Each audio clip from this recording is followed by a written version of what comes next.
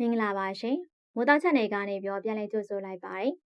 နိုင်ငံတော်သမ္မတဦးမင်းအောင်လှိုင်ဦးဆောင်တဲ့မြန်မာအစည်းအမြင့်ကိုယ်စားလှယ်အဖွဲ့ဟာအိန္ဒိယသမ္မတနိုင်ငံဝန်ကြီးချုပ်မိုဒီရဲ့ဖိတ်ကြားချက်အရအိန္ဒိယနိုင်ငံကိုတရားဝင်ခရီးစဉ်သွားရောက်ခဲ့ပြီးဇွန်လ3ရက်နေ့ကမြန်မာနိုင်ငံကိုပြန်လည်ရောက်ရှိလာခဲ့ပါတယ်သမ္မတဦးမင်းအောင်လှိုင်ဟာအိန္ဒိယနိုင်ငံခရီးစဉ်အတွင်းအိန္ဒိယနိုင်ငံဝန်ကြီးချုပ်မိုဒီအပါအဝင်အိန္ဒိယအစိုးရအဖွဲ့တာဝန်ရှိသူတွေအိန္ဒိယစီးပွားရေးလုပ်ငန်းရှင်တွေနဲ့တွဲဆုံဆွေးနွေးခဲ့တယ်လို့အိန္ဒိယနိုင်ငံအခြေစိုက်သတင်းဌာနနဲ့လည်းတွဲဆုံအင်တာဗျူးလုပ်ဆောင်ခဲ့ပါတယ်။ဒေသဖိုင်နယ်မှာတော့အိန္ဒိယနိုင်ငံအခြေစိုက်သတင်းဌာနနဲ့သမ္မတဦးမင်းအောင်လှိုင်တို့တွဲဆုံမေးမြန်းတဲ့အင်တာဗျူးအစီအစဉ်ကိုဖော်ပြပေးတော့မှာဖြစ်ပါတယ်။ဒီအစီအစဉ်လေးမစတင်ခင်မှာတော့မိုးတောက် channel ကို subscribe နဲ့ like and share လေးလုပ်ပေးပါအောင်ပရိသတ်ကြီးရေ။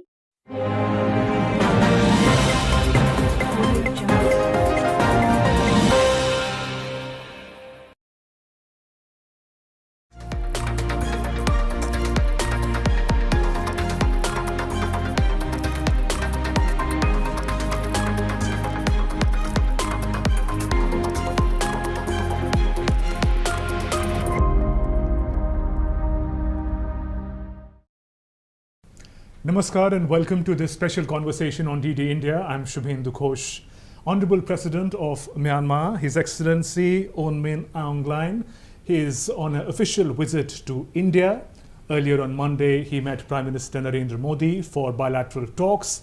To talk about his visit and more, I have with me President Hlaing himself. Your Excellency, welcome to DD India. And for our viewers, His Excellency will be speaking in Burmese, but you can see the translations on the bottom of the screen.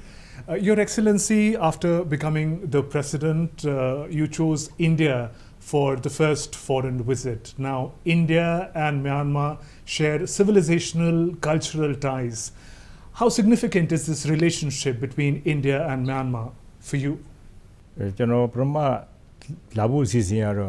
India Uzi Saweme PBS ကျောင်းတော်ဝါကြီးများညီလာခံလာဖို့ဖြစ်ပါတယ်တိုးတော်လည်းပဲဒီညီလာခံဟိုတောင်အာဖရိကနိုင်ငံမှာဖြစ်ပေါ်ခဲ့တဲ့ Ebola ရောဂါကြောင့်ဒီဟာစီးပွားရွှေ့စေတော့ဒီဆွေးနွေးဆက်ဆက်ပြီးတစ်ဆက်တည်းကျွန်တော်လည်းအိန္ဒိယနိုင်ငံကိုမရောက်တာလည်းကြာပါပြီ2019ခုနှစ်ကျွန်တော်ဆုံးရောက်ခဲ့တာဖြစ်ပါတယ်ဒါကြောင့်ကျွန်တော်ကအိန္ဒိယနိုင်ငံဒီအစည်းအဝေးတည်ရင်လည်းofficial visit တခုကျွန်တော်တို့ဆောင်ရမယ်ဆိုပြီးတော့နှစ်ဖက်ညှိနှိုင်းခဲ့တာဖြစ်ပါတယ်အဲ့တော့အစည်းအဝေးဖြတ်သိမ်းပေမဲ့လည်းကျွန်တော်ဒီတရားဝင်ချီခီလာဖို့အစီအစဉ်တော့မဖြတ်သိမ်းမဲနဲ့အိန္ဒိယနိုင်ငံကိုလာခဲ့ခြင်းဖြစ်ပါတယ်အိန္ဒိယနိုင်ငံကကျွန်တော်တို့နိုင်ငံမြန်မာနိုင်ငံနဲ့ချီတမန်ကြောင်းရှည်လျတဲ့ချီရင်ဆက်ဆံရေးရှိခဲ့တဲ့နိုင်ငံဖြစ်ပါတယ်ဒီနှစ်ဖက်ပြည်သူတွေနောက်နိုင်ငံအစိုးရတွေစသဖြင့်ဒီလိုတွေဆက်ဆံမှုတွေအများကြီးရှိပါတယ်ကျွန်တော်ကိုယ်တိုင်ပင်လင်ကျွန်တော်အိန္ဒိယနိုင်ငံ2010ခုနှစ်ကအစရောက်ခဲ့တာဖြစ်ပါကျွန်တော်ကြေမောမြောက်စွာကျွန်တော်ရောက်ခဲ့ဘူးပါတယ်ဒါကြောင့်လည်းဒီနိုင်ငံလာဖို့အတွက်ကျွန်တော်တို့ကတော့လာဖို့တင်တဲ့အိန္ဒိယချင်းနိုင်ငံတစ်ခုဖြစ်တယ်လို့ကျွန်တော်ယူဆလို့ဒီခီးစဉ်ကိုဒါဖြစ်အောင်စီစဉ်ခဲ့ခြင်းဖြစ်ပါတယ် Mr. President, how was your experience of visiting the sacred Mahabodhi in Bodh Gaya? You spoke about the civilizational ties. Buddhism is an important civilizational cultural link between India and Myanmar. ထင်ပါတယ်ကျွန်တော်တို့နိုင်ငံမှာဗုဒ္ဓဘာသာရဲ့အိန္ဒိယနိုင်ငံတစ်ဆင့်ပြန်ပွားလာတာဖြစ်တော့ဒီဗုဒ္ဓဂါယာဖျားပွင့်တဲ့နေရာတွေဖြစ်ပါတယ်ဗုဒ္ဓမြန်မာလူမျိုးတွေမြန်မာနိုင်ငံလည်းဗုဒ္ဓဘာသာအများဆုံးကိုးကွယ်တဲ့နိုင်ငံတစ်ခုဖြစ်တော့ဗုဒ္ဓဘာသာနဲ့ပတ်သက်လို့ရှိရင်လည်းအမှန်တန်အလေးမြတ်ထားပါတယ်မြန်မာတိုင်းကလည်းဒီဗုဒ္ဓဘာသာနဲ့အလေးမြတ်ထားသလိုဗုဒ္ဓဂါယာနဲ့ပတ်သက်တဲ့မြန်မာတိုင်းကလည်းတော်လေးအလေးမြတ်ထားတဲ့ကိစ္စရှိတယ်ကျွန်တော်ကိုယ်တိုင်ပြီး၄ချိန်ကျွန်တော်ရောက်ခဲ့ဘူးတယ်အိန္ဒိယနိုင်ငံခီးစဉ်လာလို့ရှိရင်လည်းဗုဒ္ဓဂါယာကိုကျွန်တော်ဖြစ်အောင်စီစဉ်ပါတယ်ကျွန်တော်တနေ့ကလာတဲ့ခီးစဉ်30နှစ်လာတဲ့ခီးစဉ်ကလည်းဒါကျွန်တော်တို့နဲ့နေပြည်တော်ကနေဒီလာမယ်ဆိုရင်လမ်းပေါ်မှာ on the way မှာပဲကျွန်တော်တို့ရောက်နေတဲ့နေရာဖြစ်တော့အဲ့မှာကျွန်တော်တို့ဒါရောက်အောင်စီစဉ်ခဲ့တာပေါ့လေနော်ပို့ပြီးတော့ဟိုအထူးအစားအားကိုကောင်းတယ်အဲ့ဒီကလည်းကျွန်တော်တို့ဗမာနဲ့ပြောနေတာနေုံလားပြည့်ပေါ့နေုံလားပြည့်ရဲ့ဖြစ်ပါတယ်အမတန်ကိုထူးခြားတဲ့လားပြည့်နေ့ဖြစ်တဲ့ကြောင့်အဲ့ဒီမှာကျွန်တော်တို့အဖွဲ့ဝင်တွေခုဒီ ဒီဗုဒ္ဓဂါယမှာဖူးဝင်ငွေရတာလေအင်မတန်ထူးခြားတဲ့ကုသိုလ်တစ်ခုလို့ယူဆပါတယ်ဒါကြောင့်ကျွန်တော်တို့ကဒီဗုဒ္ဓဘာသာပတ်သက်လို့ရှိရင်တော့နှစ်နိုင်ငံဆက်ဆံရေးမှာလေဗုဒ္ဓဂါယသည်အရေးပါတဲ့နေရာတစ်ခုဖြစ်တယ်လို့ကျွန်တော်ပြောချင်ပါတယ်ဗျာ Your Excellency, let's talk about your meeting with Prime Minister Narendra Modi. What would you say were the key takeaways? ဆွေးနွေးတဲ့အကြောင်းအရာတော့အဓိကအများကြီးရှိပါတယ်ကျွန်တော်လာတဲ့ရွေးချက်ထဲမှာနိုင်ငံစီးပွားရေးပူးပေါင်းဆောင်ရွက်မှုနဲ့ကုန်သွယ်မှုမြင့်တင်ရေးကိစ္စတွေပါတာလည်းကျွန်တော်တို့ပြောပါတယ်ဒါတွေကျွန်တော်တို့ဆွေးနွေးဖြစ်ပါတယ်နောက်တော့ကအိန္ဒိယနိုင်ငံနဲ့မြန်မာနိုင်ငံမှာလာရင်းနှီးမြှုပ်နှံနိုင်တဲ့အခွင့်အလမ်းတွေပေါ့အိန္ဒိယနိုင်ငံရဲ့ဖွံ့ဖြိုးတိုးတက်မှုတွေဒီဟာနဲ့ပတ်သက်ပြီးကျွန်တော်နိုင်ငံကနေပြီးတော့မှတချို့ကျွန်တော်တို့ ਨੇ တင့်တော်တဲ့ဟာတွေကျွန်တော်ရယူနိုင်ဖို့အတွက်ဒါလည်းကျွန်တော်ဆွေးနွေးနိုင်ကြပါတယ်နောက်ပညာရေးကဏ္ဍကျန်းမာရေးကဏ္ဍနောက်တော့ကာကွယ်ရေးကဏ္ဍနောက်ရေချောင်းလုံခြုံရေးဆိုင်ရာကိစ္စဒီနယ်နိမိတ်ဆိုင်ရာကိစ္စတွေနောက်တော့စိုက်ပျိုးလုပ်ငန်းမွေးမြူလုပ်ငန်းစသဖြင့်ပေါ့အများကြီးကျေပြတ်ပါတယ်ကဏ္ဍပေါင်းစုံကျွန်တော်တို့ဆွေးနွေးနိုင်ခဲ့ပဲနှစ်နာရီကျော်လောက်ကျွန်တော်တို့တူတူဆွေးနွေးမှုလုပ်နေအောင်မြင်ခဲ့တဲ့ဆွေးနွေးပွဲရလဒ်တစ်ခုရရှိခဲ့တယ်လို့ကျွန်တော်ပြောချင်တယ်ဗျ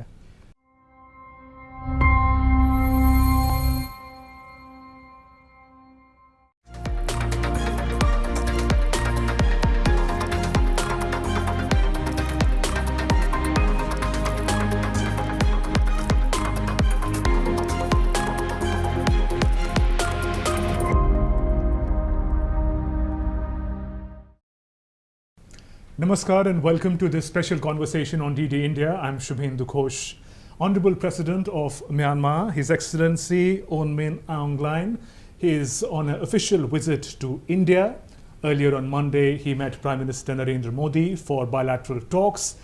To talk about his visit and more, I have with me President Hlaing himself. Your Excellency, welcome to D-Day India. And for our viewers, His Excellency will be speaking in Burmese, but you can see the translations on the bottom of the screen.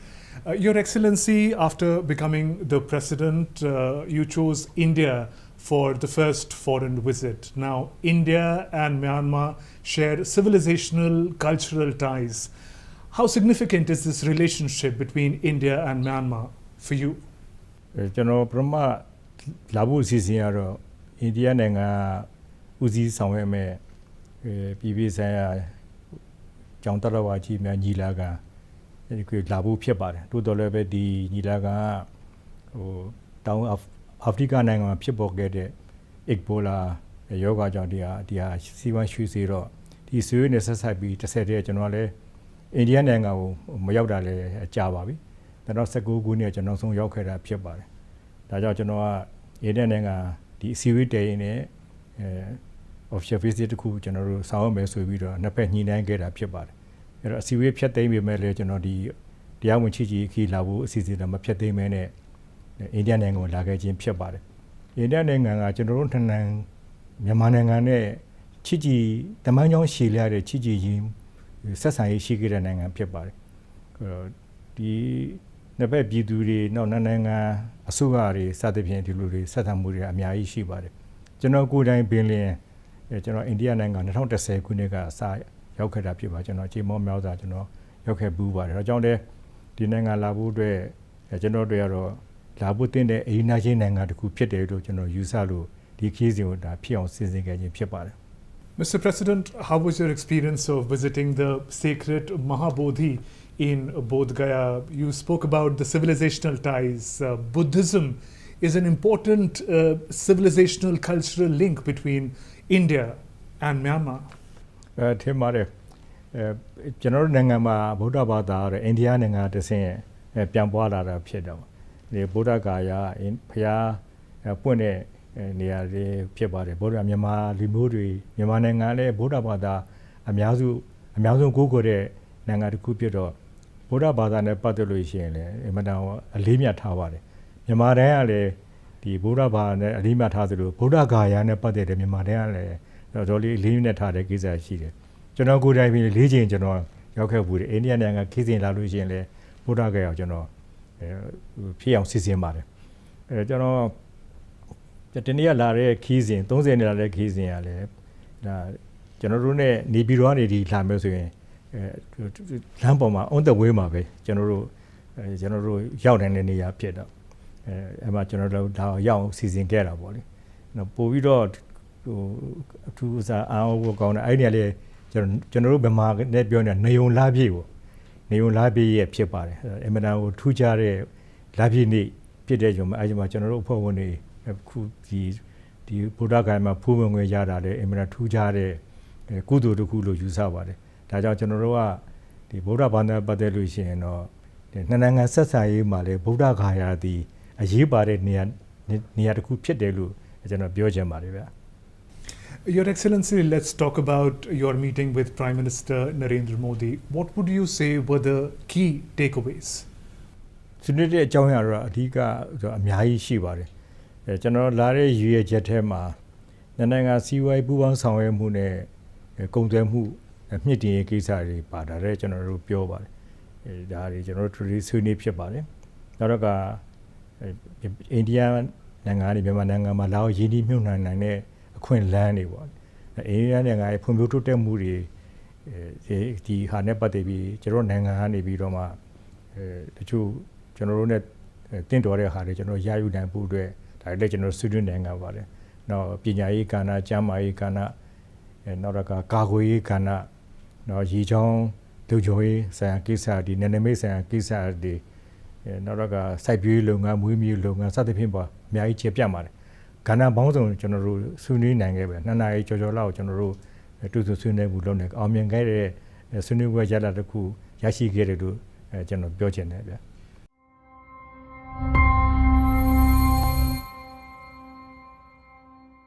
Your Excellency, let's talk about some areas of concern. Now, India and Myanmar share a long border, I think over 1,600 kilometers long porous border. Now, this border is also exploited by insurgents, they're exploited by transnational narcotics networks. What can the two countries do better to control such challenges? And can you assure India that Myanmar soil will not be used for anti-India activities? ဒီလက်နက်ကပဋိပက္ခတွေနဲ့မွေးစီဝါပြဿနာတော့နိုင်ငံရေးပုံမှာလည်းကျွန်တော်တို့အများကြီးတည်ခဲ့ပါတယ်နိုင်ငံရေးအရေးတော့ကျွန်တော်တို့ကနိုင်ငံရေးစနစ်ကျွန်တော်တို့ဘိုးအစိုးရဦးစီးတဲ့စနစ်တွေမှာကျွန်တော်တို့တွားခဲ့ကြတာပေါ့လေအဲ့နောက်ပိုင်းမှာနိုင်ငံရေးသဘောထားကွဲလွဲတွေရှိတယ်နောက်တော့ကတိုင်းရင်းသားအဖွဲ့အစည်းတွေရှိတယ်နောက်တော့ကတိုင်းရင်းသားတွေရဲ့အခွင့်အရေးနဲ့ပတ်သက်ပြီးတော့တောင်းဆိုတဲ့အဖွဲ့တွေရှိဒီဓာတ်တွေကြောင့်လက်နက်ကပဋိပက္ခတွေပြက်လာတော့လက်နက်ပဋိပက္ခနေပြီးတော့သူတို့ရဲ့ရပ်တည်ကိုရအောင်ဆိုပြီးတော့မွေးစီဝါတွေထုတ်လာနေပြီးတော့တော်လေးကြေပြန့်ဖြစ်လာထို့တော့ကျွန်တော်တို့2020ပတ်ဝန်းကျင်လောက်ထိမှာတော့ကျွန်တော်တို့တော်တော်လေးထိန်းချုပ်နိုင်တဲ့အနေအထားဖြစ်ခဲ့ပြီးပါပြီထို့တော့လည်းပဲ2021မှာတော့ကျွန်တော်တို့နိုင်ငံရေးကြောင့်ဖြစ်ပေါ်လာတဲ့မတည်မငြိမ်မှုတွေနဲ့တူကျွန်တော်မွေးစီဝါထုတ်လုပ်မှုတွေလည်းပြုပြီးကြီးထွားလာတာပေါ့လေဒါလည်းကျွန်တော်တို့အခုပြင်းပြထန်တဲ့နှိပ်ကွပ်နေတာအေးအေးယူနေတာရှိပါတယ်အိန္ဒိယနိုင်ငံနေပြီးတော့ရရှိတဲ့သတင်းတွေကျွန်တော်တို့လာမျှဝေပေးတာရှိလို့အိန္ဒိယနိုင်ငံမှာလည်းဖန်ဆီးမှုတွေလည်းလုပ်တဲ့အတွက်ကြောင့်တော့ဟိုအတိုင်းအတာတစ်ခုတည်းတော့မွေးစီဝါနှိမ်နေမှာတော့အိန္ဒိယဘက် site မြန်မာအိန္ဒိယမြန်မာနဲ့ပဲအချမ်းမှာတော့တော်လေးထိန်းချုပ်နေတဲ့အနေအထားတော့ရှိပါလို့တော့ကျွန်တော်ပြီးပြောင်းလုပ်ဖို့ရှိတယ်အဲ့တော့အဲ့မှာလုံနိုင်ဖို့ဆိုရင်တော့ကျွန်တော်တို့နိုင်ငံရေးနဲ့ပတ်သက်ပြီးတော့တည်ငြိမ်တဲ့နိုင်ငံရေးဖြစ်အောင်မြန်မာနိုင်ငံကလုပ်ရမှာပေါ့ကျွန်တော်တို့ဒီမိုကရေစီနိုင်ငံသွားနေတာဖြစ်တယ်ကျွန်တော်တို့တာဝန်ယူထားတဲ့အစိုးရအနေနဲ့တော့ဒီမိုကရေစီခိုင်မာဖြစ်အောင်ကျွန်တော်သွားမယ်ဆိုတော့ကျွန်တော်တို့ဒီမိုကရေစီပေါ်ဒီနိုင်ငံရေးပေါ်မူတည်ပြီးတောင်းဆိုလာတယ်နောက်တော့ကတိုင်းရင်းသားနဲ့ပတ်သက်ပြီးတောင်းဆိုလာတဲ့ဟာတွေကလည်းကျွန်တော်တို့ဒီမိုကရေစီစနစ်ကြတာနဲ့ညှိနှိုင်းဖြည့်ရှင်းဆောင်ရွက်သွားဖို့လိုပါတယ်အဲ့လိုသွားမယ်ဆိုရင်တော့လက်နက်ကစပူတောင်းကြမှုတွေရတယ်အတိုင်းအတာတစ်ခုတော့ကျွန်တော်တို့ညော့သွားမယ်အဲ့ဒါဆိုရင်လည်းမူရီစီဝါထုတ်လုပ်မှုနဲ့ပတ်သက်ရင်လည်းကန့်သက်ချက်တွေအများကြီးဖြစ်လာစေမှာဖြစ်ပါတယ်ဒါကြောင့်ကျွန်တော်တို့ကဒါကိုတစ်ဖက်ကပယ်ရကျွန်တော်တို့သွားမှာပေါ့ပယ်ရကျွန်တော်တို့သွားဒီလိုလုံးမှာကျွန်တော်တို့ရမှာပေါ့အဲ့တော့ဒီလိုပဲအဲ့ဒီလက်နက်ကစပူမှုတွေလာလုံနေတဲ့အဖွဲ့အစည်းတွေရှိတဲ့ကြောင့်လည်းအိန္ဒိယနိုင်ငံကိုအကြောင်းမျိုးနဲ့ဆန့်ကျင်နေတဲ့လူတွေကလည်းသူတို့ရဲ့အကာအကွယ်ယူပြီးတော့အိန္ဒိယမြန်မာနယ်စပ်တစ်လျှောက်မှာအိန္ဒိယနိုင်ငံကို ကျွန်တော်နှောက်ယှက်နေတာလည်းကျွန်တော်တို့ရှိပါတယ်ဒါလည်းတစ်ဖြိုင်နဲ့ခုနလှုပ်လို့ရှိရင်တော့အကုန်လုံးရှင်းသွားမယ်လို့ယူဆကျွန်တော်အတန်းအတစ်ခုတွေကျွန်တော်ရှင်းခဲ့ပြီးဖြစ်ပါတယ်အခုလည်းဒီနေ့ဒီမနက်ကလည်းကျွန်တော်ဆိုတော့ဝင်ကျူးနဲ့ဆွေးနွေးခါမှာလည်းကျွန်တော်ဒီကိစ္စကျွန်တော်ရှင်းပြပါတယ်ကျွန်တော်တို့နိုင်ငံအဲ့အိန္ဒိယမြန်မာနယ်စပ်ဒေသမှာရှိတဲ့နေရာတွေကတောတောင်ထူထပ်တဲ့နေရာရှိသွားလာအင်မတန်ခက်ပါတယ်မိုးရင်းဆိုရင်တော်တော်ခက်ကျွန်တော်ကိုယ်တည်းလည်းအကြီးကြီးခါခါကြောက်ရောက်ခုတဲ့နေရာတွေပြည့်တယ်ကျွန်တော်အဲ့ဒေသမှာကျွန်တော်တိုင်းမှုလုပ်ခဲ့တယ်လို့ဖြစ်ပါတယ်ဟိုတိုင်းမှုလုပ်ခဲ့တယ်လို့ဖြစ်ပါတယ်ကျွန်တော်ကောင်းနေသိပါတယ်ဒါကြောင့်ကျွန်တော်တို့ဒီနေမြေနဲ့ပတ်သက်ပြီးတော့ဒီမိုးမကြခင်ကာလမှာတော့ကျွန်တော်ဒီဟာကိုဒီလုံခြုံရေးအခြေအနေတိုးတက်အောင်ကျွန်တော်တို့ဆောင်ရွက်တော့ဖို့ကြိုးစားဆောင်နေတယ်လုံခြုံရေးအခြေအနေတိုးတက်ကောင်းမှုလိုက်ပြီးဆိုလို့ရှိရင်ခွန်းရပြောတဲ့ခမားမေးလိုက်တဲ့မေးခွန်းမှာတိုင်းရင်းသားနဲ့ပတ်သက်လက်လက်ကဲနဲ့ပတ်သက်တဲ့တည်ခြင်းအေးချမ်းမှုပြပြတဲ့တည်ခြင်းအေးချမ်းမှုထိခိုက်နေတဲ့ကိစ္စတွေတို့မူရစီဝါထိခိုက်နေတဲ့ကိစ္စတွေဟာအများကြီးရောကျသွားလိမ့်မယ်လို့ယုံကြည်ပါတယ်မကြခင်မှာလည်းဒီဟာကိုအားလုံးအပြီးပြတ်ကျွန်တော်တို့ဆောင်ရွက်နိုင်မယ်လို့ကျွန်တော်ယုံကြည်ပါတယ်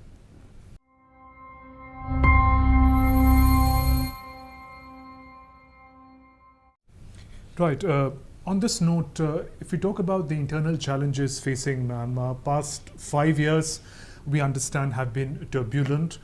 How do you reflect on issues of democracy, peace and stability? What do you think are the biggest hurdles facing the country at the moment?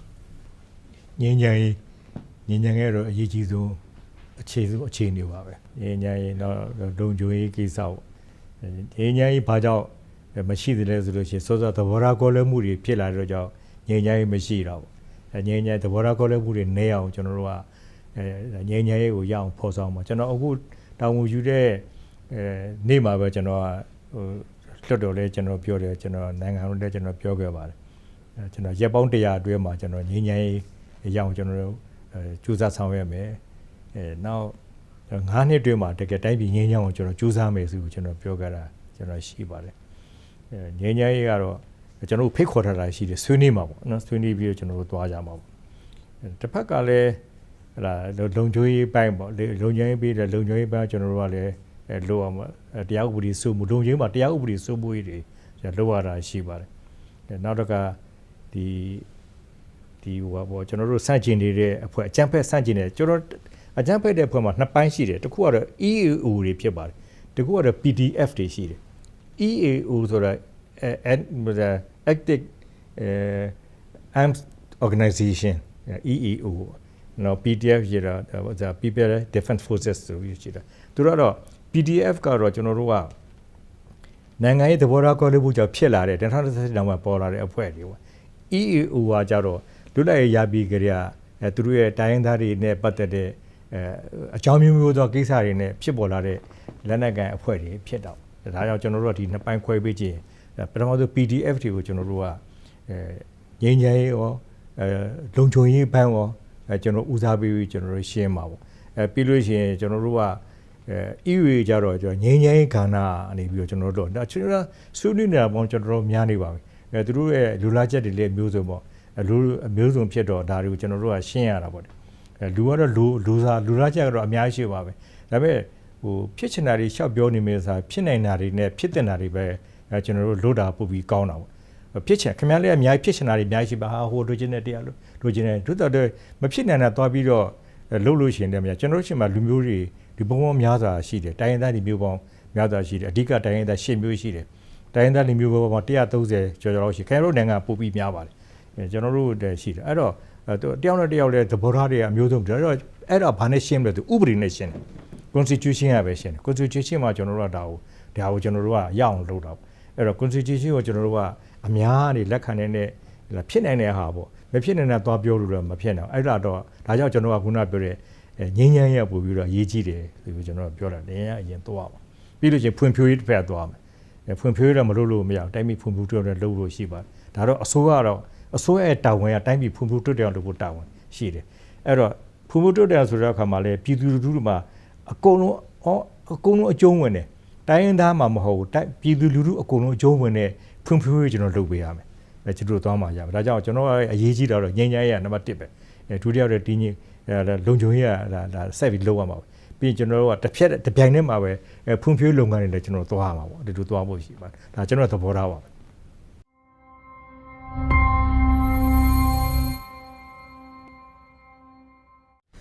Sir, we understand that ASEAN is a very influential grouping in the region and the world. What is your perspective, how do you see your relationship with this grouping ASEAN, the new relationship of Myanmar with ASEAN? ဆက်ဆံရေးချိန်တော့တကယ်တော့အာဆီယံဖွဲ့ဝင်နိုင်ငံတွေမှာအများစုကကောင်းပါတယ်သို့တော်လည်းပဲအာဆီယံရဲ့မူဝါဒမှာတော့ consensus ဆိုတဲ့အများအားလုံးသဘောတူမှဆိုတဲ့အားကြောင့်ဒီပြဿနာတွေတက်နေတာပေါ့အာဆီယံဖွဲ့ဝင်တစ်နိုင်ငံနှစ်နိုင်ငံလောက်ကတော့မြန်မာနိုင်ငံမှာတင်းမာတဲ့သဘောထားတွေရှိကြတာပေါ့ဒါပေမဲ့အာဆီယံနိုင်ငံအများစုကတော့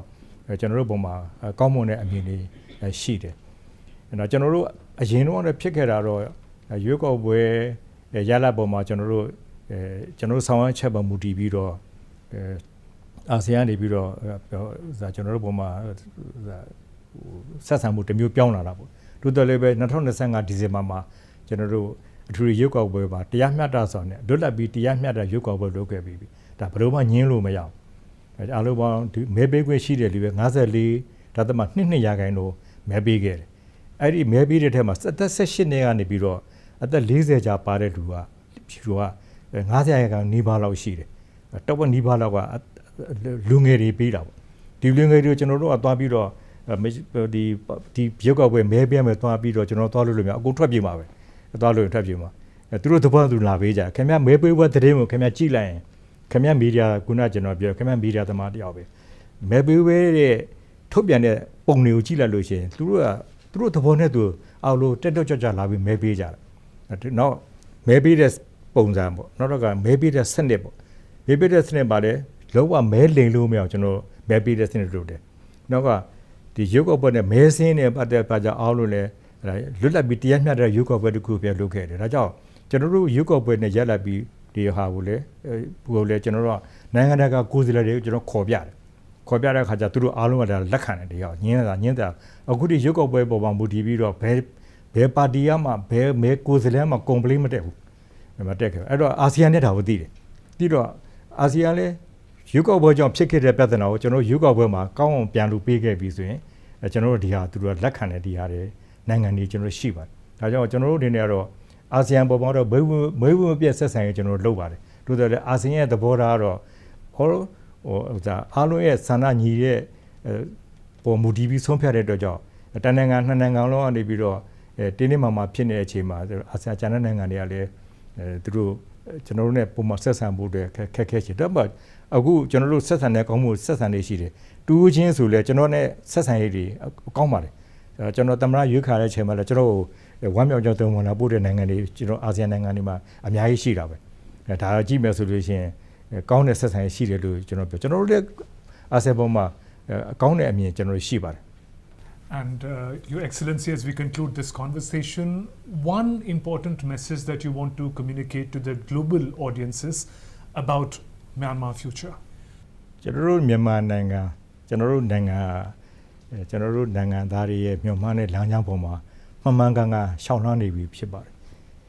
ကျွန်တော်တို့မြန်မာနိုင်ငံဒီကမ္ဘာနဲ့လက်တွဲပြီးလုပ်ဖို့လည်းအဆင်သင့်ရှိတယ်နော်အဆင်သင့်ရှိတယ်ဒါကြောင့်ကျွန်တော်တို့ရဲ့ပြုပြင်ပြောင်းလဲဆောင်ရွက်မှုတွေပေါ်မှာကျွန်တော်နိုင်ငံကိုလာပြီးလေ့လာပြီးကြည့်စီလို့တယ်ဖြစ်ပျက်နေတဲ့အခြေအနေလာပြီးကြည့်စီလို့တာပြီးတော့မှကျွန်တော်တို့နိုင်ငံဖွံ့ဖြိုးတိုးတက်မှုနဲ့ပတ်သက်ပြီးကျွန်တော်တို့ပေါ်မှာဝူဝမှုတွေလှုပ်တာပိုပြီးကောင်းတယ်လို့ယူဆပါတယ်ကျွန်တော်တို့ ਨੇ ပူပေါင်းဆောင်ရွက်တဲ့ပဲဆိုလို့ရှိရင်မြန်မာပြည်သူတွေရဲ့တက်ရှိဆောင်ရွက်နေတဲ့သူတို့ရဲ့ဒီဘဝအခြေအနေအားလုံးတိုးတက်အောင်သူတို့ဖြစ်လာအောင်သူတို့ဒါလုံနိုင်တဲ့အခွင့်အရေးသူတို့ရလာပါလိမ့်မယ်ဒါကြောင့်ကဘာတဲ့ဒီဟာကိုလာပြီးတော့ကြည်စီသူတွေပူပေါင်းဆောင်ရွက်စီလူတွေမြန်မာနိုင်ငံတကယ်ကိုမှန်ကန်တဲ့ပြည်သူကရွေးချယ်တဲ့မှန်ကန်မှုရဲ့လမ်းချောင်းပေါ်မှာကျွန်တော်ရောက်ရှိချောင်းလောင်းနေပြီလို့ပြောလိုပါတယ်တိုးတော်လည်းပဲဆန်ဆိုတော့အမျိုးစုံရှိပါတယ်တနိုင်ငံနဲ့နိုင်ငံတော့ဆန်တော့မတူခင်ဗျားတို့နိုင်ငံအိန္ဒိယဆန်နဲ့တခြားအာရှနိုင်ငံနဲ့ဆန်နဲ့မတူသလိုပဲအနောက်နိုင်ငံဆန်နဲ့လည်းမတူဒီမိုကရေစီမှာလည်းဆန်ရည်တွေမတူတော့ပါဘူးမြန်မာနိုင်ငံနဲ့ကိုက်ညီတဲ့ဒီမိုကရေစီနဲ့စနစ်ကိုကျွန်တော်တို့သွားတာဖြစ်ပါတယ်ကျွန်တော်ကနိုင်ငံရေးမှာနှစ်ခုရှိပါတစ်ခုကတော့စစ်မှန်တဲ့ပါတီစုံဒီမိုကရေစီစနစ်ကိုခိုင်ခိုင်မာမာဖြစ်ဖို့ နှစ်ချက်ကတော့ democracy နဲ့ federalism ကိုအခြေခံတဲ့ပြည်တော်စုကိုတည်ဆောက်ဖို့ဒါကျွန်တော်ရဲ့ရည်မှန်းချက်ပါဒီတိုင်းမှာကျွန်တော်လုပ်နေပါတယ်ဒါကိုကျွန်တော်တို့မရင်းမရိုင်းနဲ့လှုပ်သွားမယ်ဆိုတာကိုကျွန်တော်ကဘာကိုကျွန်တော်ပြောလိုပါတယ် On that note, thank you very much, President Line, for speaking with DD India. It was a pleasure speaking with you. ကောင်းပါပြီ With that, we conclude this special conversation with Honorable President of Myanmar. He spoke about India-Myanmar relations, internal opportunities and challenges for Myanmar, and the road ahead. And that brings us to the close of this special presentation on DD India. Namaskar.